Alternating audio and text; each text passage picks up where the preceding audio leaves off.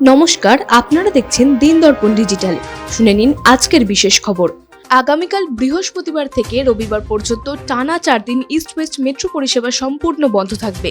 Signalling সংক্রান্ত কাজের জন্যই পরিষেবা বন্ধের সিদ্ধান্ত নেওয়া হয়েছে। হাওড়া ময়দান প্ল্যানেট এবং শিয়ালদহ সেক্টর 5 পথে পরিষেবা বন্ধ থাকায় ওই সময় যাত্রীদের চাপ সামলাতে হাওড়া ধর্মতলা রুটের বেসরকারি বাসে ভিড় বাড়তে পারে বলেই আশঙ্কা করা হচ্ছে, যে কারণে বাসগুলিতে ট্রিপও বাড়ানো হবে। আবার কিছু ক্ষেত্রে সরকারি বাসের শাটল পরিষেবাও চালু করা হবে। উদ্বোধন হওয়ার 1 বছরের মধ্যেই ভেঙে পড়ল উত্তর সিকিমের সাংক্লাং সেতু। মঙ্গলবার একটি মাল বোঝাই লরি যাতায়াতের সময় ভেঙে পড়ে ব্রিজটি। 60 মিটার দীর্ঘ ওই সেতু ভেঙে পড়ায় অসুবিধায় পড়েছেন প্রচুর মানুষ। লাচেন এবং লাচুং এর মধ্যে যোগাযোগ ব্যবস্থা কার্যত বিচ্ছিন্ন হয়ে গিয়েছে।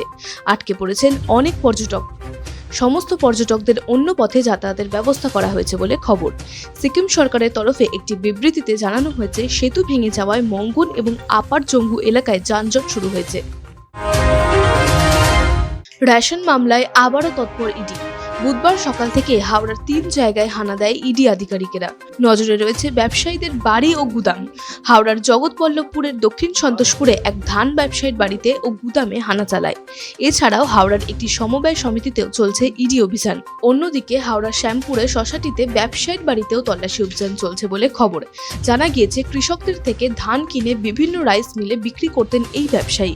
ঠিকাদারির ব্যবসার সঙ্গেও যুক্ত তিনি।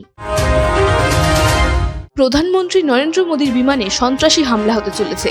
মোদীর আমেরিকা সফরের ঠিক আগেই এমনই হুমকি সহকারে ফোন এলো মুম্বাই পুলিশের কন্ট্রোল রুমে। ঠিক তারপরেই তল্লাশি চালিয়ে অভিযুক্ত ব্যক্তিকে আটক করা হয়। ওই ব্যক্তি মানসিকভাবে অসুস্থ বলে জানানো হয়েছে। জানা গেছে, গতকাল 11 ফেব্রুয়ারি তাদের কাছে একটি ফোন আসে।